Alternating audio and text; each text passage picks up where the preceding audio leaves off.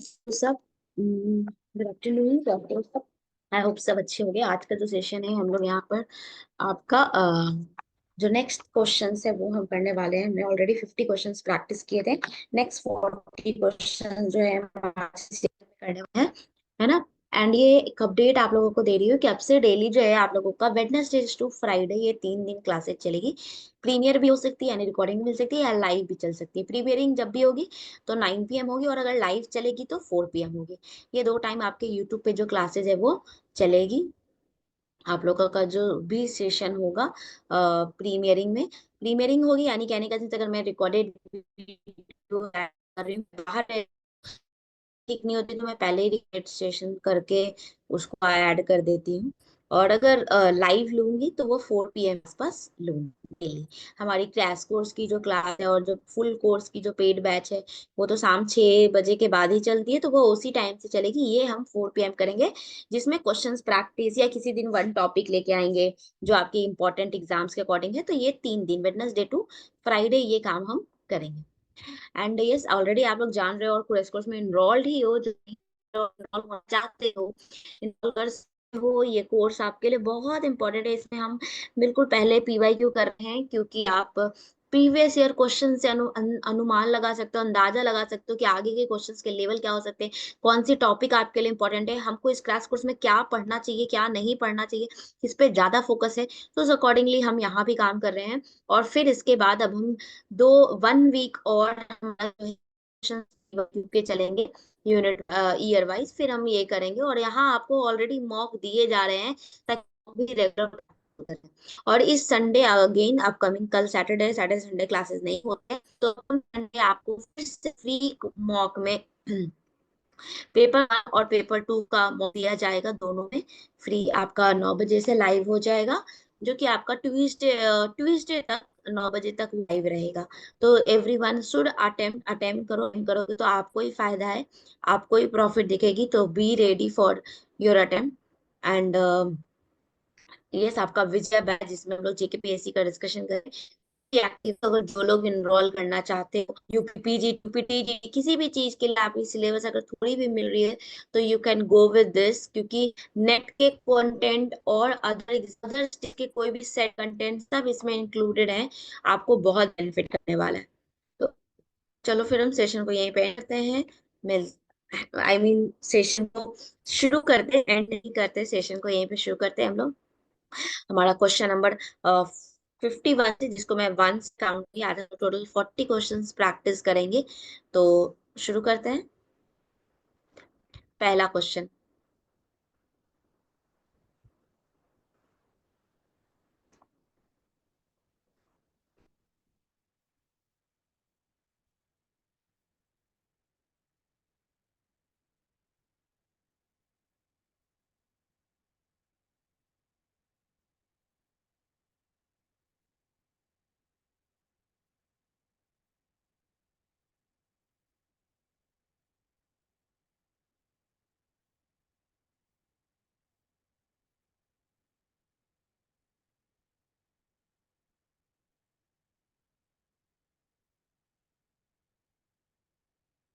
Very good. तो यहाँ हमारा क्या, 3 ऑप्शन। आपको जब स्टेप्स यूज करना है करिकुलम डिजाइन में, तो क्या, selection of learning experiences, formulation of objectives and diagnosis of needs. Diagnosis of needs यानी ACND। बजटिंग को डिटेल करना करिकुलम डिजाइन में, या अप्रोप्रिएट ह्यूमन रिसोर्सेज सेलेक्ट करना डिजाइन के पहले नहीं, हम जब प्लानिंग करते हैं तो हम डिस्कशन कर सकते हैं। ये दोनों हमारा डिजाइनिंग फेज में नहीं आएगा, है ना। नेक्स्ट करो क्वेश्चन नंबर 2।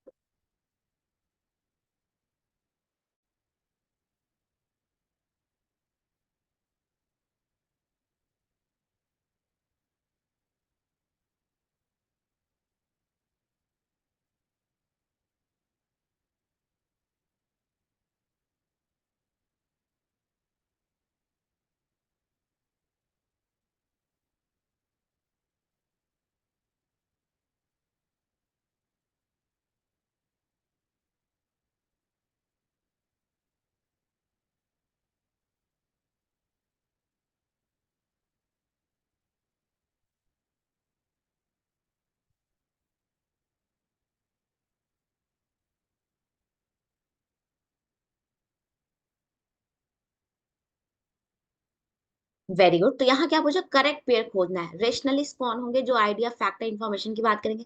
इम्प्रेसिस जो डेमोन्स्ट्रेशन ऑफ प्रोसेस की बात करेंगे। Existentialist as a facilitator of choices की बात करेंगे। प्रैग्मेटिस्ट एज अ कंट्रोलर, यहीं पे डिलीट करेंगे। डी जहां जहां है पहले डिलीट करते हैं। देखो जैसे ही डी डिलीट किया, हमको ऊपर से मान लेते हैं इम्प्रेसिव एक्सपीरियंस की बात करते, तो हमको ये भी सही लग रहा था। वो फ्रीडम ऑफ चॉइस की एग्जिस्टेंस में की पॉइंट होती है, हमको ये भी सही लग रहा था, है ना। रेशनलिस्ट रेशनल थिंकिंग आइडियाज, तो ये भी सही लग रहा था। कंफ्यूज हो रहे थे, लेकिन एक जैसे यहाँ पहुंचे हमको एलिमिनेशन ऑप्शन मिला, हमने एलिमिनेट किया। तो यहाँ हमने एलिमिनेट करके ए बी सी, ई भी हमारा गलत है। नेक्स्ट करो क्वेश्चन नंबर 3।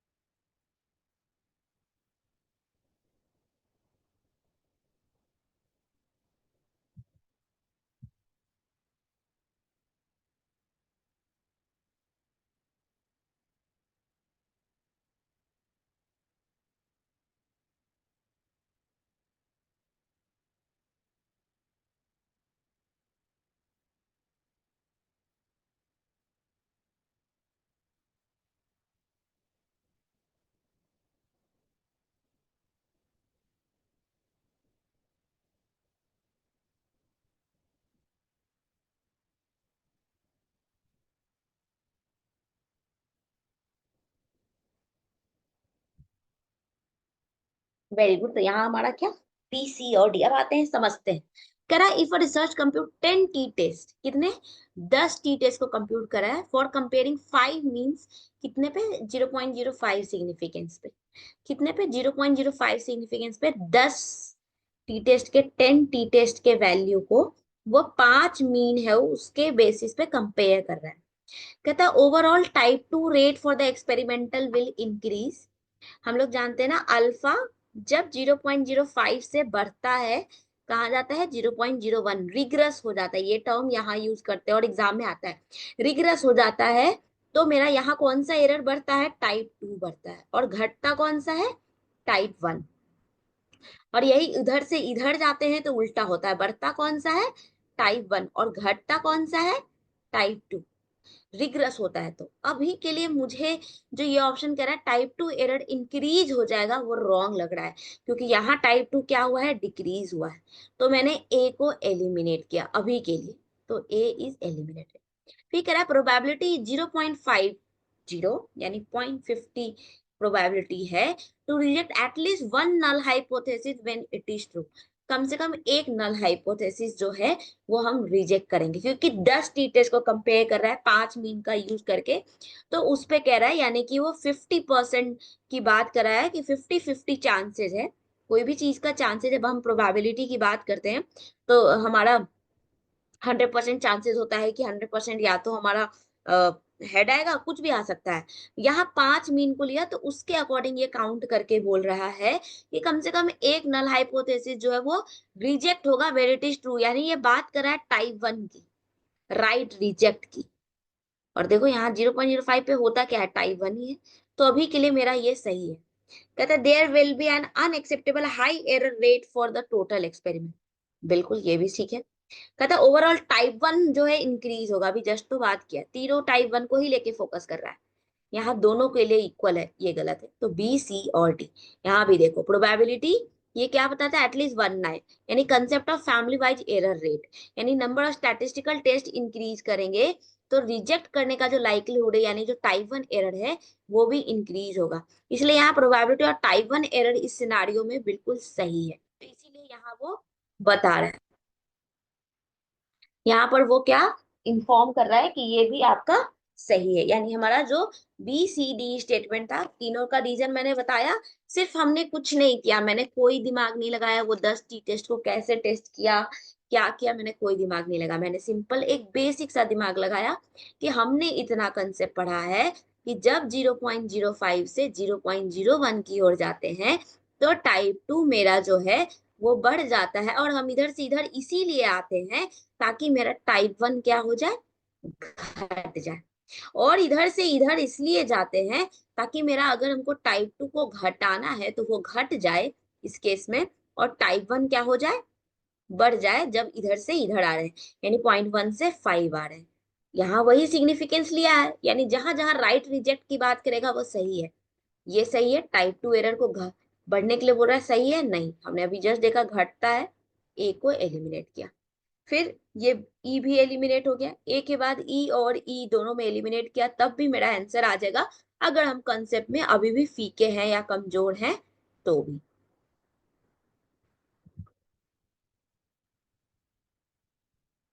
नेक्स्ट करो क्वेश्चन नंबर 4।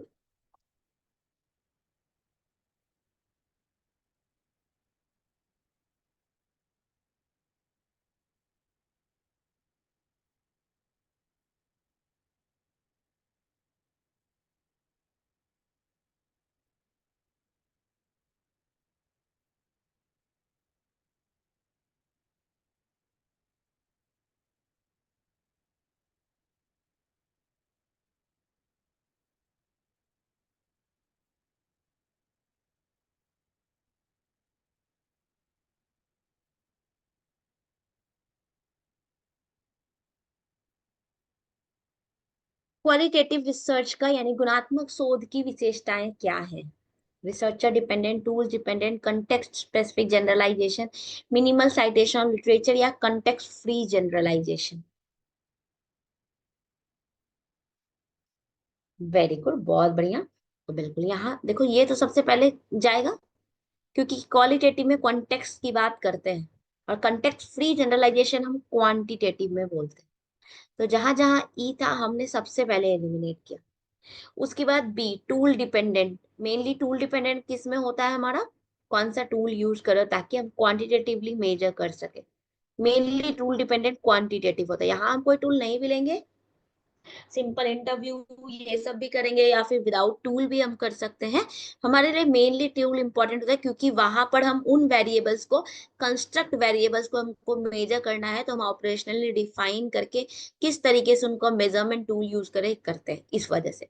तो हमने बी और ई एलिमिनेट किया तो भी हमारा आंसर आ गया। नेक्स्ट करो क्वेश्चन नंबर 5। कंटेक्स्ट स्पेसिफिक का मतलब होता है हम किस कंटेक्स्ट में बात कर रहे हैं, मतलब हम आस, मैंने बोला जब भी कंटेक्स्ट वर्ड यूज हो तो हमारे आसपास का जो इन्वायरमेंट है, पॉपुलेशन है, इस तरीके से हम बात करते हैं।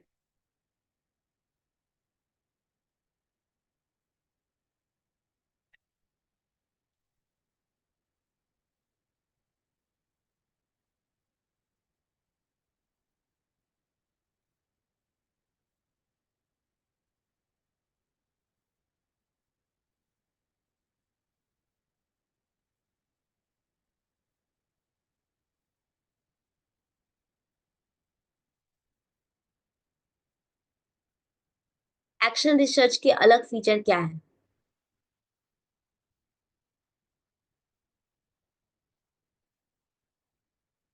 सीधा एलिमिनेट करोगे, मेन फीचर निकल के आ जाएगा हमको, सीधा डायरेक्ट एलिमिनेट करोगे तो बहुत बढ़िया, क्या है, बी एंड डी, है ना। सिर्फ टीचर कर सकते हैं, क्यों नहीं, रिसर्चर भी कर सकते हैं, ऐसा नहीं है, कोई भी एक्शन रिसर्च कर सकता है। एक बिजनेसमैन भी अपने एरिया पे रिसर्च कर सकता है, एक्शन रिसर्च, तो इसलिए ए गलत है। है ना। स्मॉल एसेसिबल पॉपुलेशन यूज होता है तो हाँ बिल्कुल। क्या हम सैंपल्स पॉपुलेशन से सैंपल को ड्रॉ करते हैं? बिल्कुल भी नहीं। जो भी रिसर्चर होगा, चाहे टीचर, बिजनेसमैन, जो भी होगा, वही उस फाइंडिंग का कंज्यूमर होगा, उसी फाइंडिंग को वही यूज करेगा, तो ये बिल्कुल सही है। और ऑब्टेन पॉपुलेशन पे जनरलाइज होता है? बिल्कुल भी नहीं, तो ये भी हमारा गलत हो गया। नेक्स्ट करो क्वेश्चन नंबर 6।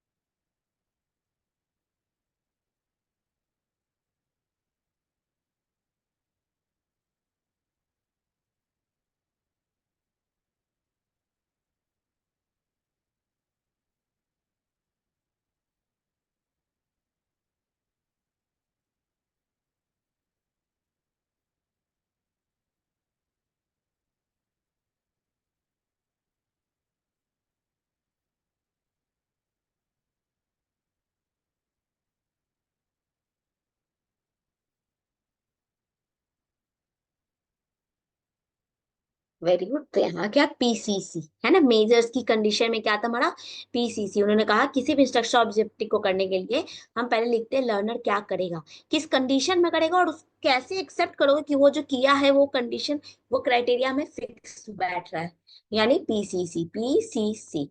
यानी फिर से रिपीट कर रहे हैं, ऑब्जेक्टिव में आप पहले बताओगे कौन सा काम करेगा। मान लो learner will write a passage, कब राइट करेगा, क्राइटेरिया क्या होगी, तो वो 250 से 300 वर्ड का एक पैसेज लिखेगा। और आप उसको एक्सेप्ट कैसे करोगे, अगर वो क्लियर, प्रिसाइज और अप टू द क्वेश्चन होगा, पॉइंट होगा तो ये तीन चीज बात करते हैं मेजर। नेक्स्ट करो 7।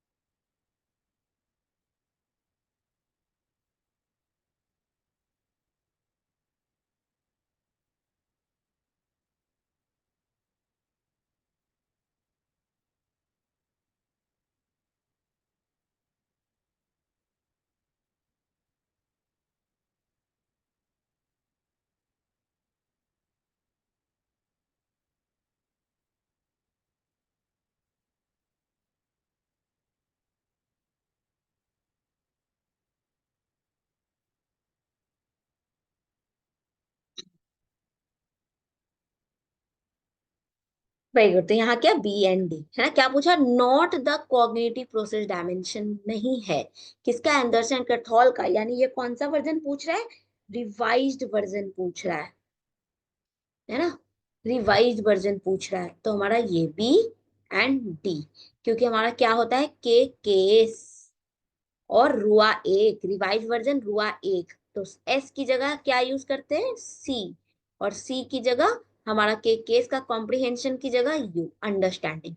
तो ये दोनों हमारा नहीं है। और इसी से ना रिलेटेड आपका 2023 में आया, जिसमें खूब सारा अलग अलग नाम दे दिया, और कुछ नहीं, सब देख के उसको डर गए कि ये क्या नया क्वेश्चन पूछ दिया ब्लूम टैक्सोनॉमी से। बल्कि ये वही क्वेश्चन बार बार आपको हर बार एग्जाम में पूछता, उसी से वो उठा के पूछा था। नेक्स्ट करो क्वेश्चन नंबर 8। मैंने कल ही बोला, परसों ही बोला था कि सिंबल्स भी आते हैं।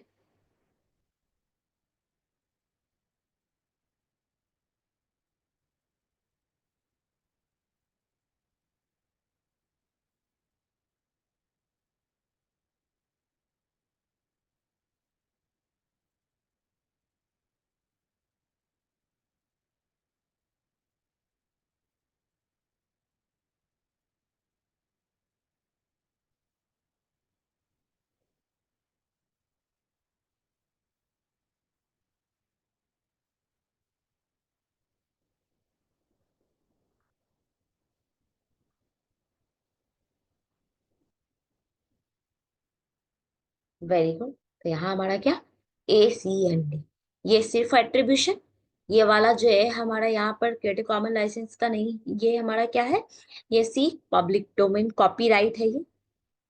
पब्लिक डोमेन इसी का जो हम लोग ऐसे करके देते हैं, वो हमारा पब्लिक डोमेन, तो ये भी नहीं। ये शेयर अलाइक, ये हमारा नॉन कमर्शियल, ये भी नहीं। तो हमारे पास क्या बचा, बस ए सी और डी, ए सी और डी। मैंने आपको बोला भी क्रिएटिव कॉमन आप देख रहे हो आ रहा है आजकल, नया ट्रेंड में उठा है, पूछेगा ही। नेक्स्ट करो क्वेश्चन नंबर 9।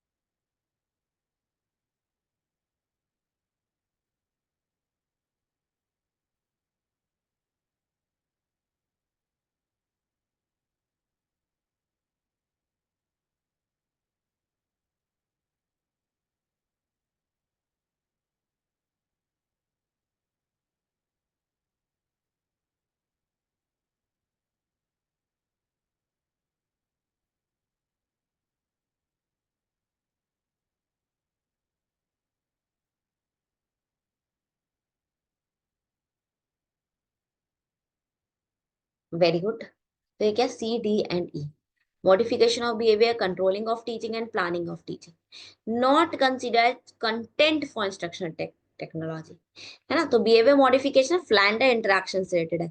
टीचिंग को कंट्रोल करना, क्या टीचिंग को प्लान करना, हमसे बात करनी है, बल्कि क्या क्राइटेरिया होगा, टास्क को कैसे एनालाइज, यही तो करते हैं। और ऐसे भी याद करो, डिक एंड कैरी वाले पॉइंट को याद करो, एडी मॉडल को याद करो, श्योर मॉडल को याद करो, उसमें यही सब तो डिस्कस करते हैं।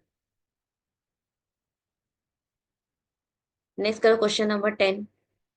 ओपन एजुकेशनल रिसोर्सेज कौन सी नहीं है।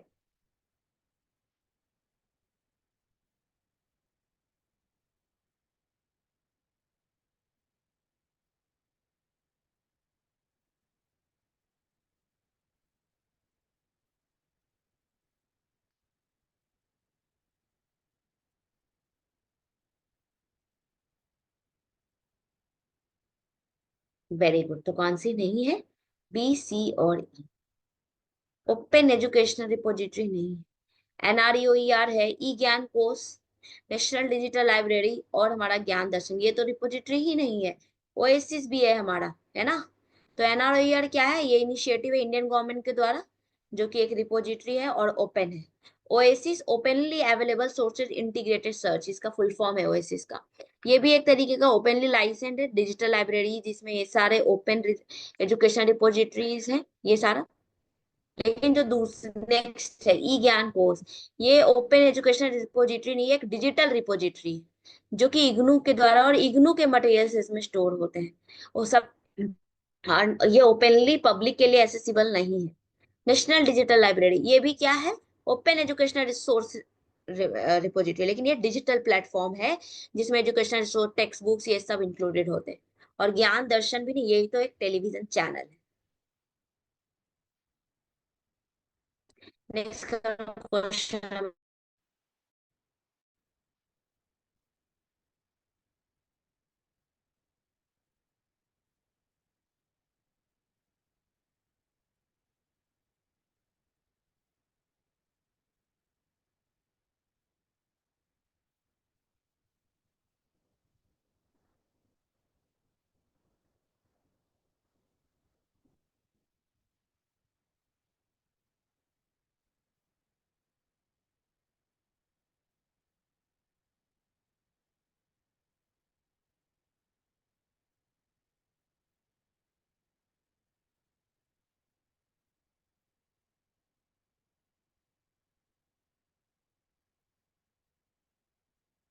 Very good. तो यहाँ क्या, बी डी और ई।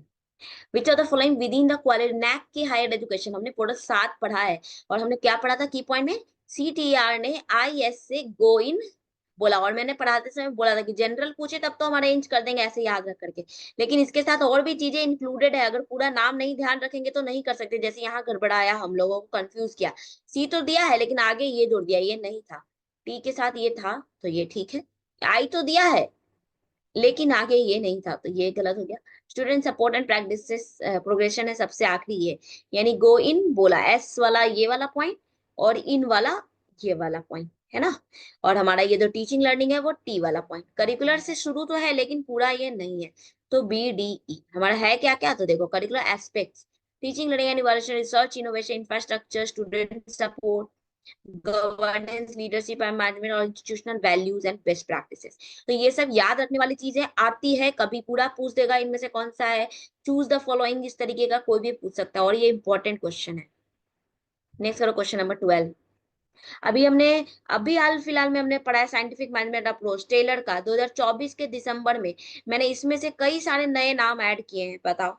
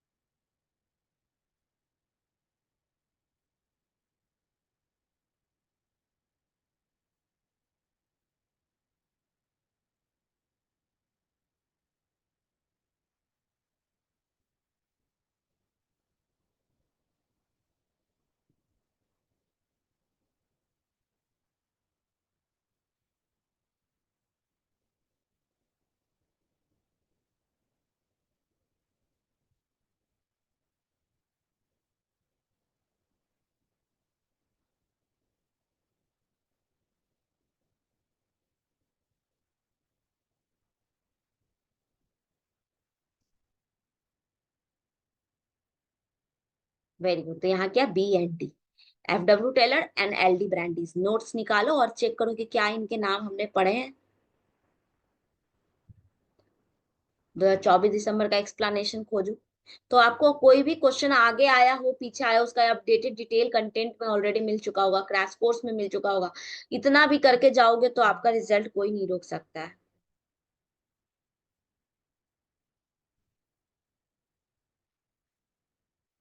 नेक्स्ट करो क्वेश्चन नंबर 13।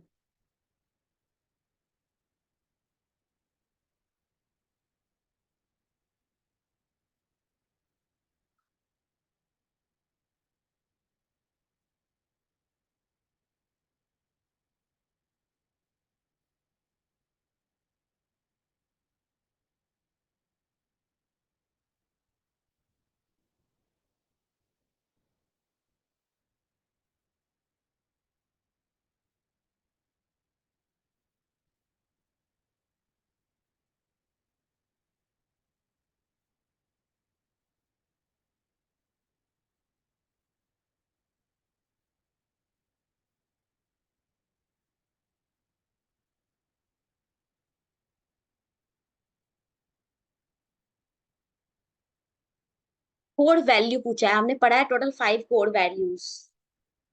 तो बिल्कुल A C D, ensuring equity, access, और हमारा सोशल जस्ट, कंसोलिडेटिंग ट्रूथ और इंस्टीट्यूशनलाइजेशन पीस। नहीं।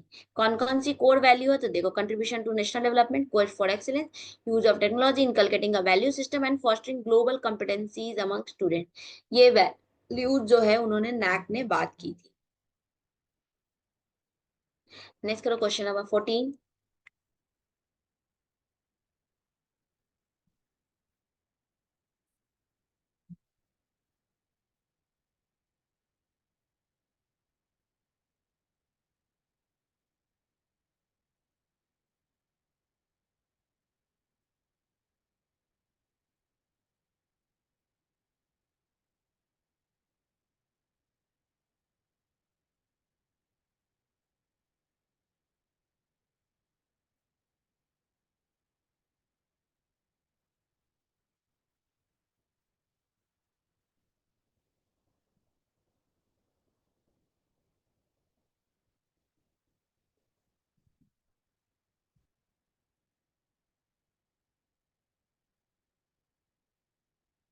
सर शिक्षा अभियान में क्या क्या एक्सपीरियंस इंक्लूड है, तो बिल्कुल A B C D, older, है ना, टीचर के fraternity, voluntary organisation, educationist, leaders नहीं, एजुकेशन एक्सपीरियंस ऑफ लीडर्स नहीं, इन सबके होने चाहिए।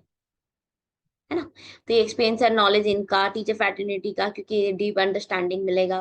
वॉलेंट्री ऑर्गेनाइज जो इच्छुक हैं और मॉडलाइज ग्रुप को एजुकेशन प्रोवाइड करना चाहते हैं, ऐसे एजुकेशन जो एक्सपर्ट्स हो फील्ड ऑफ एजुकेशन में, उन सबका। नेक्स्ट करो क्वेश्चन नंबर 15।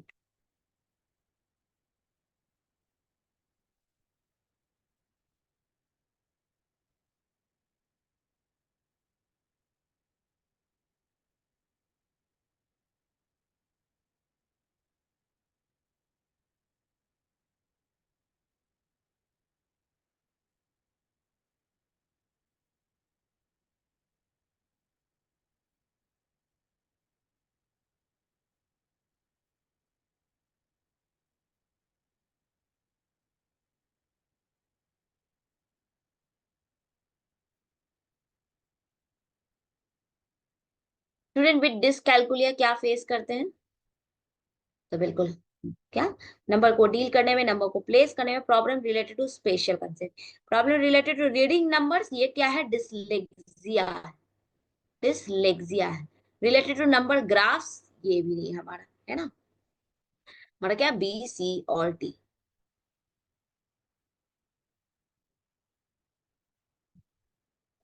नेक्स्ट करो 66, 16 मतलब।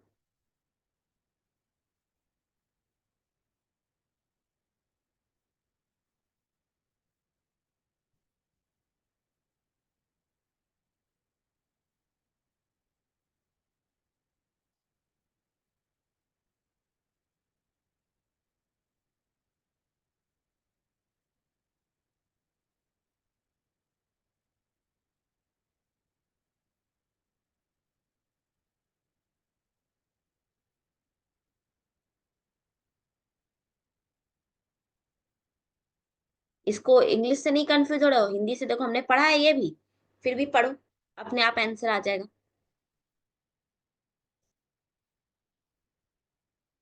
और एलिमिनेशन भी कर सकते हो।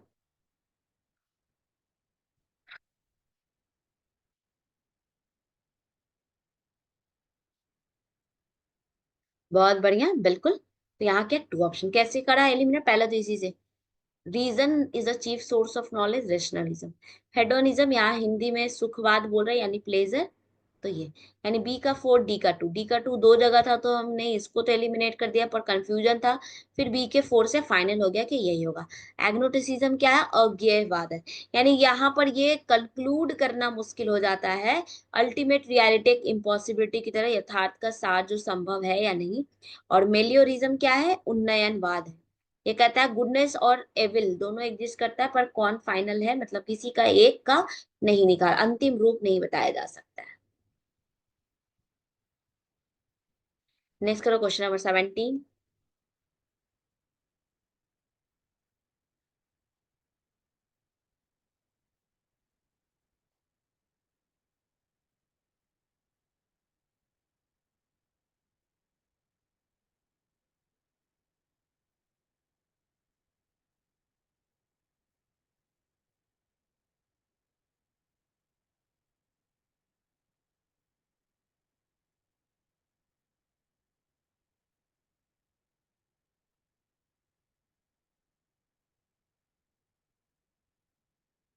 वेरी गुड, डायरेक्ट टाइटल पूछा है, education for national development, D का 1।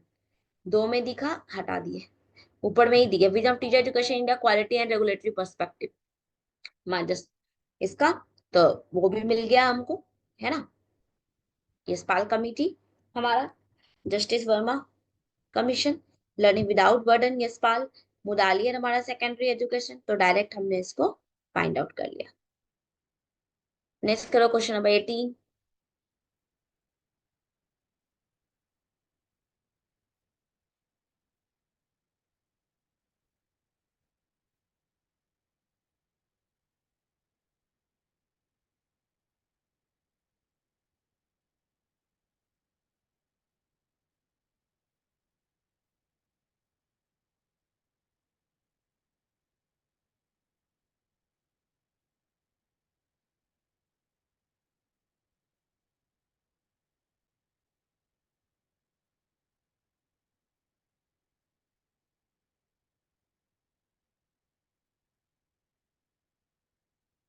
Very good.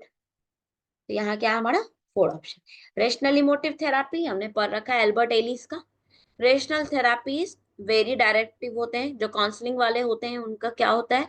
वोल्पेन and behaviour therapist learning process की बात करते हैं। ठीक है।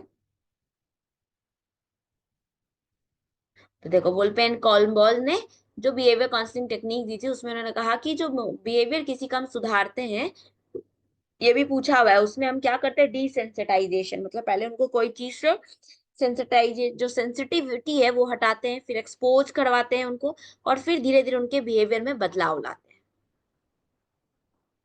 19 करो। रिपीटेड क्वेश्चन है।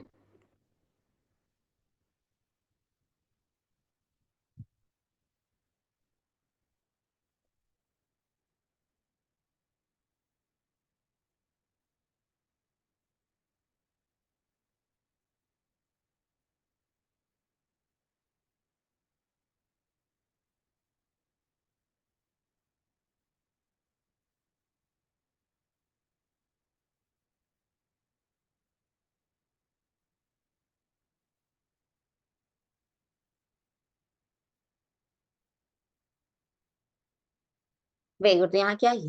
डीपीपी 1994 सर्व शिक्षा है, जो एक दो रमसा 2009 समग्र हमारा जठा है ना, ये सारा शिक्षा। और इसके अंदर क्या क्या? Teacher education, SSA, secondary education और रमसा, ये सारा इंक्लूड कर दिया गया बाद में, है ना। तो यहाँ देखो हमारा यहाँ। ठीक है। नेक्स्ट करो क्वेश्चन नंबर 20।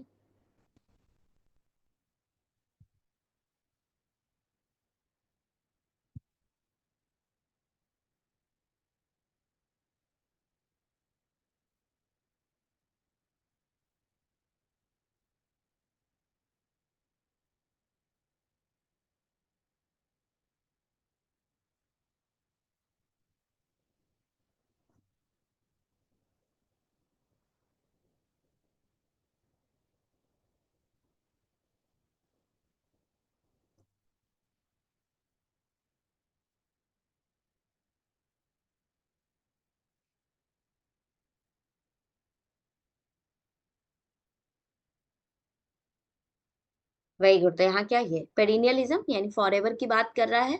और इसलिए इसके की पॉइंट में देखो, कांस्टेंट करिकुलम हमारा, फॉरएवर हमेशा एक ही जैसा। इसेंशियलिज्म, इसेंशियल स्किल्स, इसेंशियल सब्जेक्ट्स, की पॉइंट डायरेक्टली हमने कंसेप्ट इसका डिटेल में पढ़ा है। प्रोग्रेसिविज्म किसी चीज के प्रोग्रेस की बात करता है, और इसीलिए यहाँ पर हम इंटरडिसिप्लिनरी सब्जेक्ट, ह्यूमन के प्रॉब्लम्स, अफेयर्स, जो करंट ट्रेंड सब चल रहे हैं। और रिकंस्ट्रक्शनलिज्म जो रिकंस्ट्रक्ट करता है। रिकंस्ट्रक्ट क्या करेगा? हमारे जो प्रॉब्लम प्रेजेंट हैं उनके बेसिस पे ही हम फ्यूचर के प्रॉब्लम्स को, इन सबको, सोशल को एग्जामिन करेंगे, इम्पैसिस करेंगे। तो ये चीज, इसलिए यहाँ क्या? तीसरा, डी का 3। नेक्स्ट करो क्वेश्चन नंबर 21।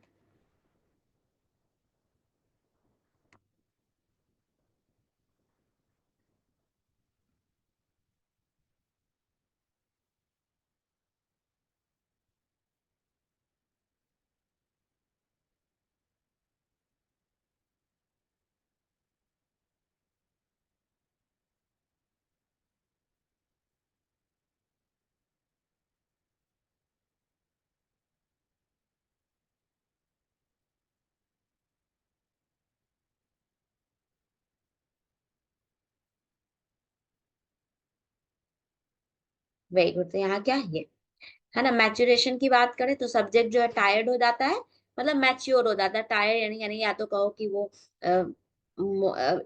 आगे बढ़ जाता है, उसको आइडिया लग जाता है। हिस्ट्री, पहले कभी कोई ऐसा घटना घटा होगा।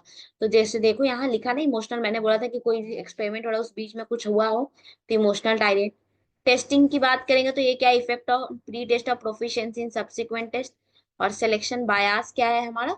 सिलेक्शन बायास जब हम वॉलेंटियर अपनी मर्जी से ले लेते हैं एक्सपेरिमेंटल ग्रुप में, कि ये अच्छा कर रहा है इसको रख लेते, ये खराब कर रहा है इसको कंट्रोल में डाल देते हैं, ऐसा करके। 22 करो।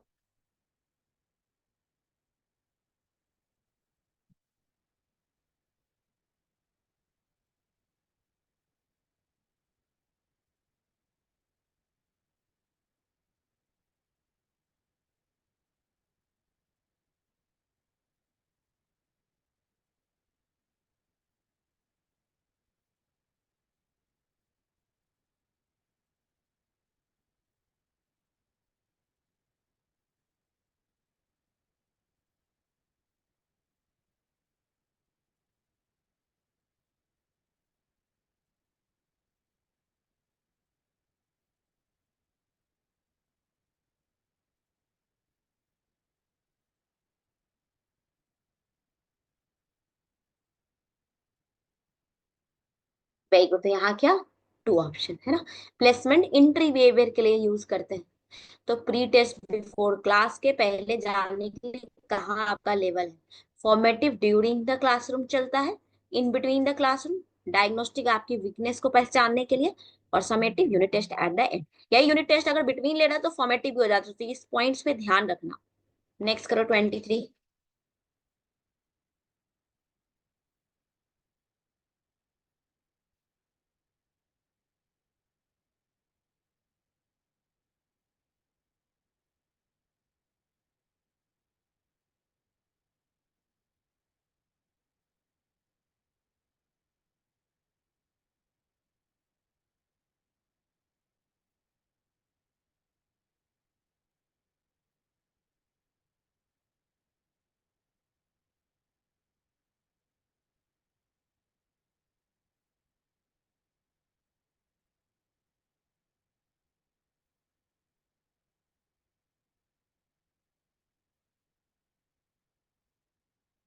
Very good. तो यहाँ क्या, विजुअल प्रिंट। तो यहाँ हमारा क्या, newspaper, visual non projected 3D। ये हमारा क्या, ग्लो, ऑडियो विजुअल। तो कौन सा हमारा, टेलीविजन और मल्टी सेंसरी टेलीकॉन्फ्रेंस। नेक्स्ट करो क्वेश्चन नंबर 24।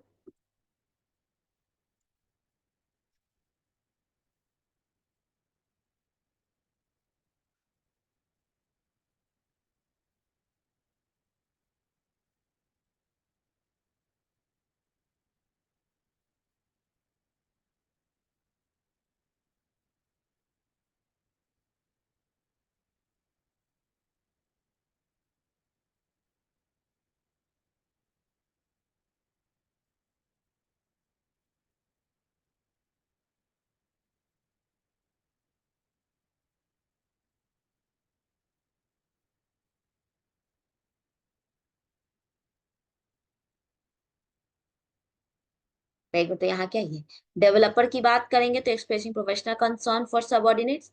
बेनोवलेंट, और ये है किसमें का, याद करो हमारा, जिसमें हम पढ़ते हैं डेवलपर सेपरेटेड ये सब, और उसका इफेक्टिव रीडिंग्स का 3D मॉडल के अंदर का पॉइंट्स। और लिकट ने भी दिया है लीडरशिप स्टाइल। तो डेवलपर वो जो कि क्या कर रहे हैं, कंसर्न दिखा रहे सबऑर्डिनेट्स के लिए। बेनोवेलेंट, ऑटो मतलब ऑटोक्रेटिक है, लेकिन मतलब आपसे जबरदस्ती काम करा रहे हैं, लेकिन थोड़ा प्यार से, मतलब आपसे रिस्पॉन्सिबिलिटी, आपके जो काम कराएंगे वो डेलीगेट करेंगे, लेकिन विथ फर्म अकाउंटेबिलिटी, थोड़ा सा अपना प्यार दिखाएंगे। ब्यूरोक्रेसी, ये बिल्कुल ही एकदम इनको रूल प्रोसीजर ये सब चाहिए। और एग्जीक्यूटिव, जो एग्जीक्यूट करेंगे, collective commitment, team effort show करेंगे, सबसे बेस्ट स्टाइल होता है ना। तो ये देखो, नेक्स्ट करो 25।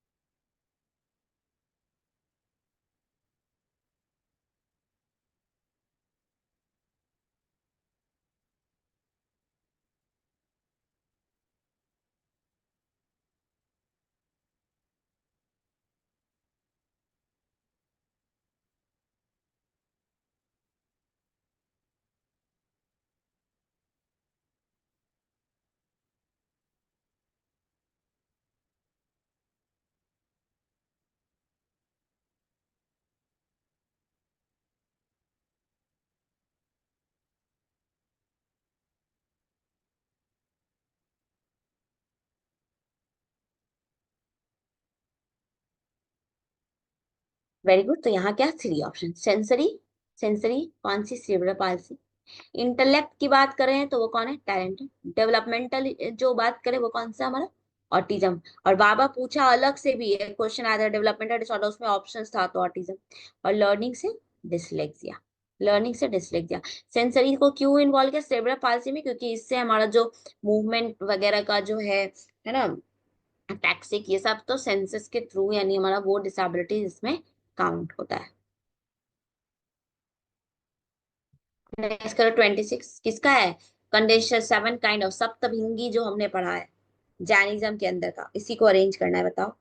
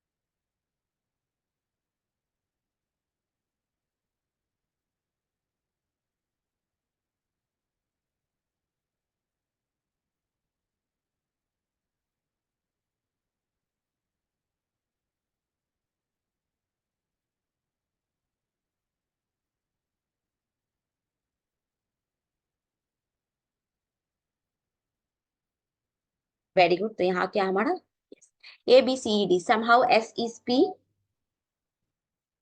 पहले हम लोग बोलते कोई चीज है, फिर बोलते कोई चीज नहीं है, फिर बोलते कोई चीज है भी और कोई चीज नहीं भी है, फिर एक नया वर्ड जोड़ते इसमें, क्या कोई चीज डिस्क्राइबेबल है या नहीं है, और तब बोलते कोई चीज है और डिस्क्राइबेबल है।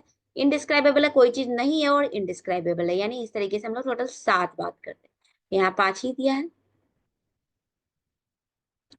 यहाँ क्या हमारा 2 है ना। तो देखो समहाउ अस्ति नास्ति, अस्ति नास्ति अवक्तव्यम, अस्ति अवक्तव्यम।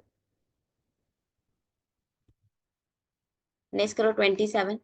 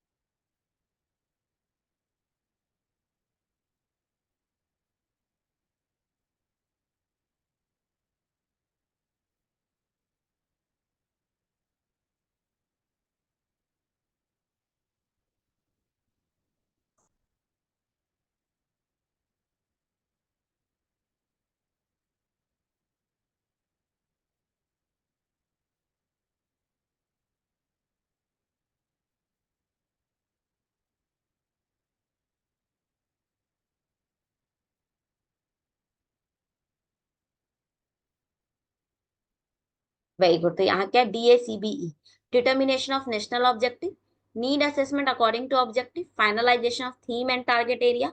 फिर हम टारगेट जो है उनको सेट करेंगे और फिर प्रिपेयर करेंगे पब्लिकेशन के पॉलिसी को फॉर्मुलेट करने के लिए। यानी सबसे पहले तो हम देखेंगे कि भाई पॉलिसी बनाना है तो नेशन का ऑब्जेक्टिव क्या होगा।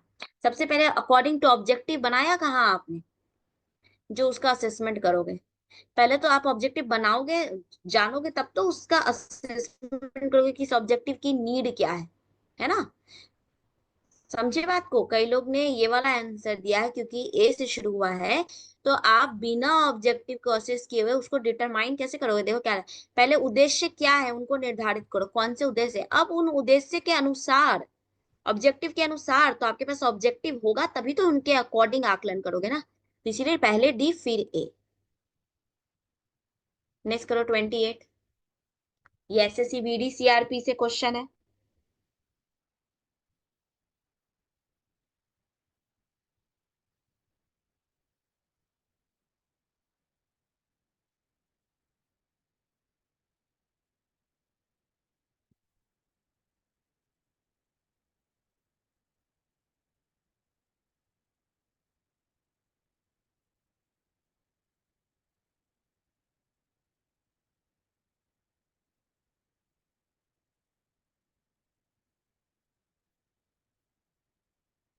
Very good. यहाँ क्या सी ऑप्शन से पहले शुरुआत, SSC में तो सी, फिर बी, फिर डी यानी ये, फिर से हमारा सी, आर है नहीं, पी। नेक्स्ट करो 29। अर्लीस्ट टू लेटेस्ट रिपीटेड है सबका, ये याद करो। 1994, 1995, 1956, 1961, 1962, और ये रिपीटेड क्वेश्चन है। तो बिल्कुल कौन सा हमारा 3 ऑप्शन। शुरू कहाँ से किए, यहाँ से। ऐसे भी एलिमिनेट कर सकते थे।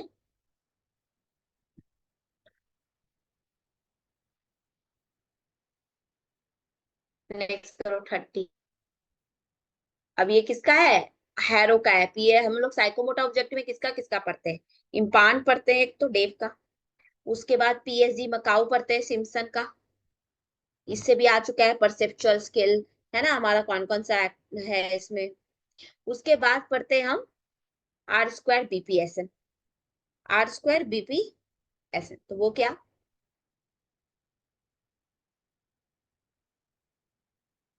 Very good. तो यहाँ क्या AECBD है ना। सबसे पहले R है ना, फिर हमारा यहाँ EF जिसको B बोलते हैं, बेसिक मूवमेंट भी बोलते हैं। फिर C हमारा परसेप्चुअल RB है ना। फिर D है ना हमारा CRBS स्किल्ड। फिर परसेप्चुअल, फिर फिजिकल एक्टिविटीज, ये सारा। ये देखो RB P² SN, RB P² ये हमारा की पॉइंट होता है। इसको जैसे हम इम्पान याद करते हैं, जैसे PSG मकाऊ याद करते हैं, वैसे ही ये। और इनके मतलब क्या है ये भी इंपॉर्टेंट है, क्योंकि आ सकता है एग्जाम में। नेक्स्ट करो 31।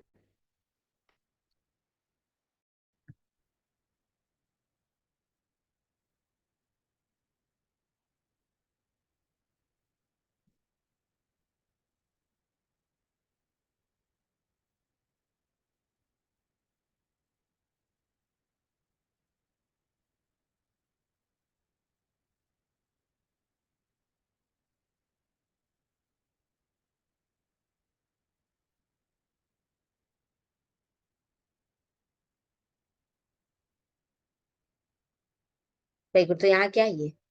डाटा ट्रांसक्रिप्शन, फिर रीडिंग थ्रू डाटा, फिर dividing the text to segment, फिर labelling the segment with code and then collapsing code into theme. यही तो करते हैं।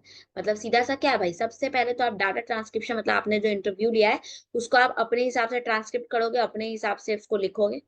अब उसमें से उस डाटा से आप कुछ पढ़ना शुरू करोगे, कुछ समझना शुरू करोगे। जब आपने उस डाटा से कुछ समझ लिया, अब उसको अपना आपने जो है यहाँ पे सेगमेंट्स अलग अलग, इसका ये रिटेन सेगमेंट है, ये विजुअल सेगमेंट, ऐसे बांटा।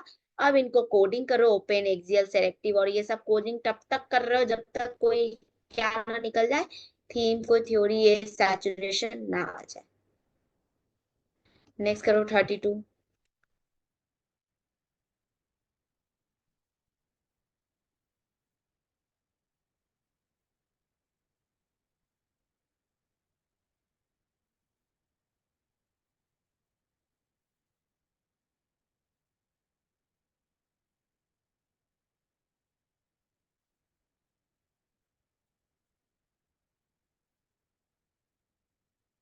Very good. तो यहाँ क्या है, यहाँ से शुरू करेंगे है ना। प्रेजेस और डिस्करेज, तब हमारा ये सबसे पहले एक्सेप्ट द फीलिंग से फर्स्ट, फिर सेकंड, फिर थर्ड में हमारा ये आता है ना। फिर उसके बाद आस्क क्वेश्चन, फिफ्थ स्टेप फिर हमारा लेक्चरिंग देना, फिर गिव्स डायरेक्शन, सेवन स्टेज में डायरेक्शन कमांड ऑर्डर, फिर आठवें में स्टूडेंट टॉक, नौवे में पीपल, आठवें और नौवे दोनों में स्टूडेंट टॉक, एक स्टूडेंट बोलता है, एक में स्टूडेंट से पूछा जाता है, और 10वां हमारा साइलेंस है ना।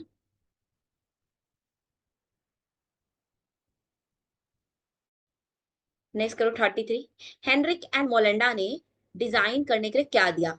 एक तरीके से ये हमारा जो जनरल हम पढ़ते हैं ना उसी का है। आप अरेंज करने का कोशिश करोगे तो आपको आंसर अपने आप आ जाएगा।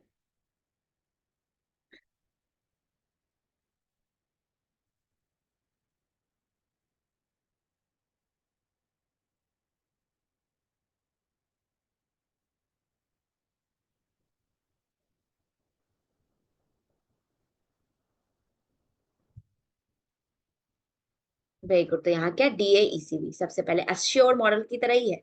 एनालाइज, कई बार ऐसे क्वेश्चन आपको यहाँ नाम देके कंफ्यूज कर देगा, लगेगा आपने ये नाम पढ़ा ही नहीं है। ऑप्शन जरूर पढ़ना, क्या पता वो ऑप्शन के कंसेप्ट आपने पढ़े होंगे, और उसी अकॉर्डिंग अरेंज करके आ जाओ, क्योंकि ऐसे भी आपको ये नहीं पता था। तो एटलीस्ट जो पढ़े हुए हैं उस हिसाब से आप एजुकेटेड गेस तो लगा सकते हो ना। तो ये सब स्ट्रैटेजी जरूर अपनाना। नेक्स्ट करो 34।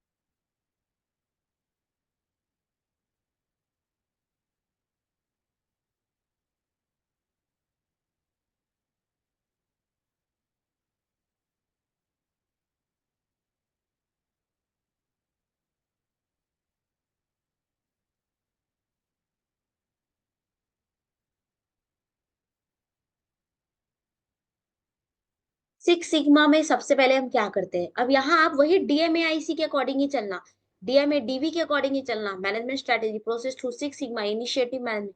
बस अब आप उस चीज को यहाँ वो DMAIC ना लिख करके आपको लिखा है, पूरा डिटेल लिखा है।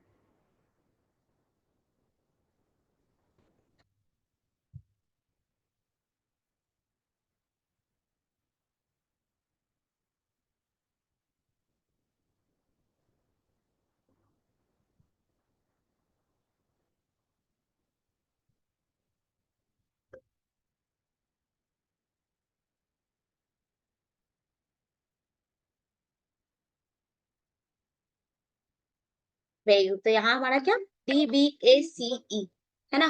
डी सबसे पहले एक्सप्लेनिंग द एक्सपेक्टेशन, यानी आप पहले डिफाइन करोगे कस्टमर के को। फिर डी के बाद B, collecting relevant data to measure the aspect, है ना। फिर आप उसके अकॉर्डिंग ये करोगे। फिर उसके बाद ए, फाइंडिंग द रूट कॉज, आप एनालिसिस करोगे, DMA। फिर आई, इम्प्लीमेंटिंग, एंड फाइनली इम्प्रूवमेंट पे आओगे। ठीक है, इम्प्रूवमेंट पे आओगे तो DBACE, DBACE। ठीक है, नेक्स्ट करो 35।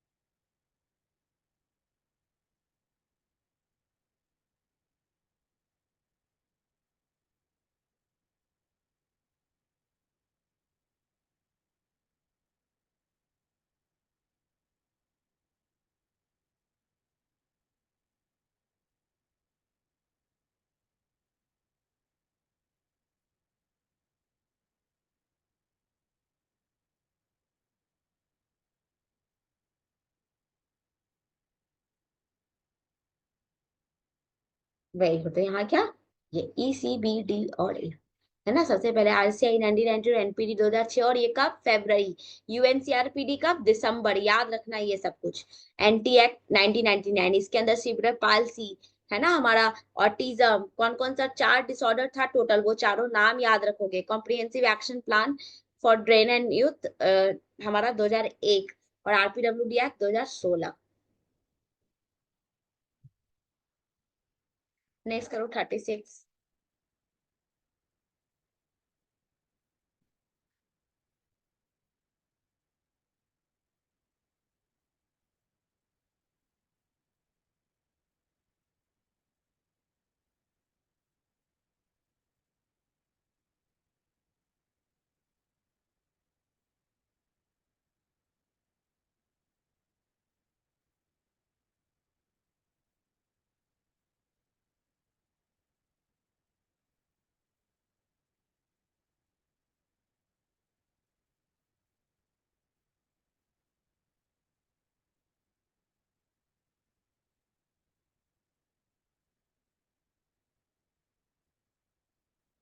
Very good. तो यहाँ क्या, ये स्टेटमेंट वन फॉल्स है, लेकिन टू क्या है, ट्रू है।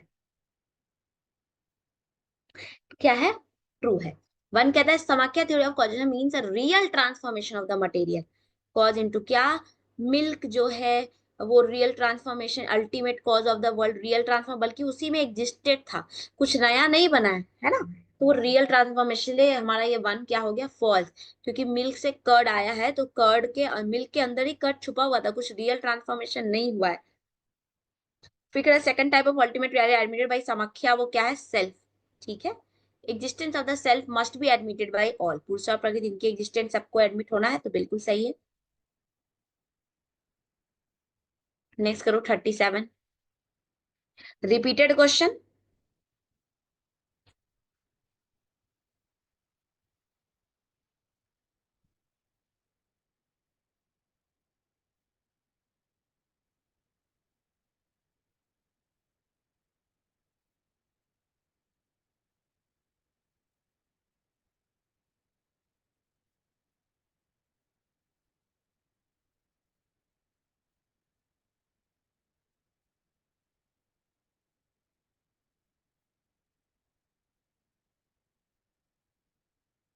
सही है। तो यहाँ क्या, both statement one and two are true.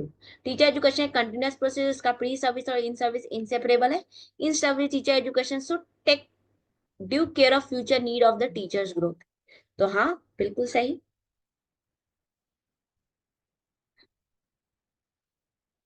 Next करो 38।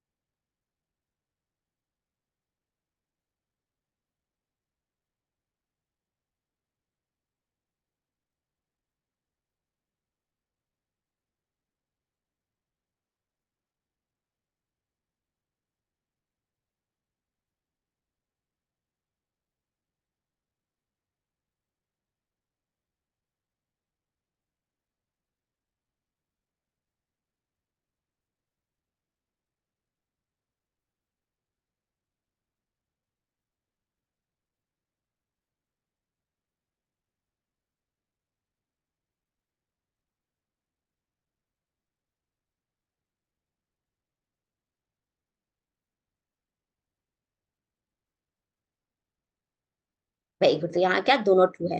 Eight the beginning of curriculum development very concept of the programme क्या होना चाहिए, इवेलुएट हो जाना चाहिए। आप करिकुलम बनाने के पहले वो प्रोग्राम को इवेलुएट कर लो, ये इसमें क्या क्या है। कॉग्निटिव मॉडल ऑफ टीचिंग जो है टीचर को shaping the instructional approach and evaluating study learning. हाँ, यही रीजनिंग असर्शन पूछता तो क्या दोनों एक्सप्लेनेशन है, नहीं, ध्यान रखना। नेक्स्ट करो 39।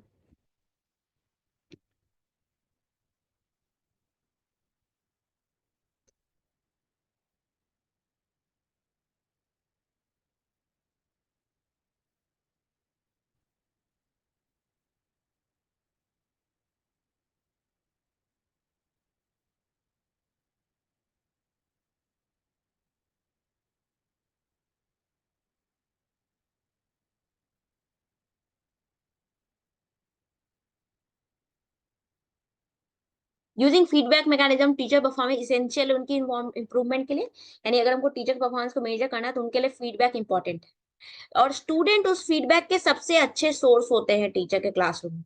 तो बिल्कुल एकदम सही बात है, एक्सप्लेनेशन बिल्कुल सही है। टीचर जो है, स्टूडेंट जो है उनके फीडबैक के लिए बेस्ट होता है, क्योंकि स्टूडेंट का आउटकम, स्टूडेंट का फीडबैक ही टीचर के परफॉर्मेंस पे डिपेंड करता है। तो बिल्कुल सही है हमारा। नेक्स्ट करो क्वेश्चन नंबर 40।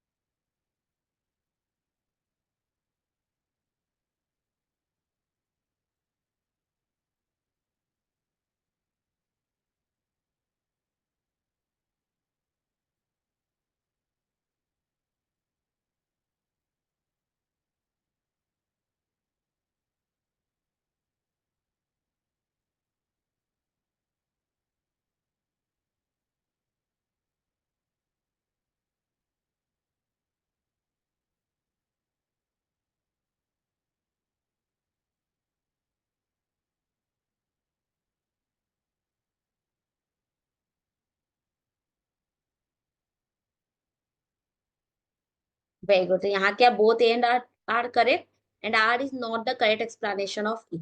दोनों ए है। थ्रेट एग्जिस्ट आउटसाइड है ना, हमने शॉर्ट को रिकॉल करो। स्ट्रेंथ वीकनेस अपॉर्चुनिटी और थ्रेट, है ना, ये दोनों हमारा क्या है, इंटरनल, और ये दोनों एक्सटर्नल। आउटसाइड ऑर्गेनाइजेशन हमारे कंट्रोल के बाहर है। Correcting weakness of the organisation, अगर हम अपनी कमजोरी को वीकनेस को ठीक कर ले, यानी इंटरनल मैटर ठीक कर ले, तो ये जो थ्रेट्स है हमारे लिए ये भी तो ठीक हो जाएगा। इसका इम्पैक्ट कम हो जाएगा ना। हम डर क्यों रहे हैं, क्योंकि ये ज्यादा है मेरा। अगर मेरा वीकनेस इसकी वजह से हम वीकनेस को ही अच्छा कर ले, तो जिसकी वजह से हम डर रहे थे वो मेरा कम हो जाएगा, क्योंकि उस वो चीज मेरा स्ट्रांग पॉइंट हो गया है। तो दोनों सही है, पर करेक्ट एक्सप्लेनेशन नहीं है, क्योंकि यहाँ थ्रेड की बात करें, यहाँ वीकनेस की बात करें, और दोनों अलग अलग डिस्कशन पे डिस्कस कर रहे हैं। तो इसीलिए, तो चलो फिर हमारा, अब इसके बाद आपको पैसेज आप क्लास कोर्स में दिया हुआ अटेम्प्ट करने के लिए। और मैं हर बार बोलती हूँ कि आप पैसेजेस को अटेम्प्ट करके आओ, क्योंकि आप पैसेजेस जितना अटेम्प्ट करके आओगे उतना आपके लिए बढ़िया और अच्छा है। क्लास में पीवाईक्यू करने के पहले इसी मॉक को आप अटेम्प्ट करके आओगे, तो आप एक्चुअल एग्जाम की तरफ फेस करके आओगे, और फिर क्लास में डिस्कशन समझोगे, तो वो आपकी लेवल को बढ़ाता है। उसके बाद का जो टास्क देती हूँ वो आपको और भी एक लेवल बढ़ाता है। तो चलो फिर हम सेशन को यहीं पर एंड करते हैं। सभी को सेशन को लाइक करो, शेयर करो, एंड यस, अब आपका 2 दिन का वीकेंड है। जो भी आपका होमवर्क है, जो भी डिटेल क्या काम करना है, वो मैं आपके ग्रुप में शेयर कर दूंगी। क्रैश कोर्स का जो ग्रुप बनाया है मैंने, उस ग्रुप में। एंड आप फिर उस अकॉर्डिंग स्ट्रेटेजी, ये 2 दिन सैटरडे और संडे आप उसके अकॉर्डिंग काम कर सकते हो। संडे को आप लोगों को लाइव मॉक टेस्ट दिया जाएगा, do attempt those live mock test. ठीक है, तो चलो फिर हम सेशन को यहीं पे एंड करते हैं। मिलते हैं नेक्स्ट मंडे, यानी coming Monday. Take care everyone, have a nice day.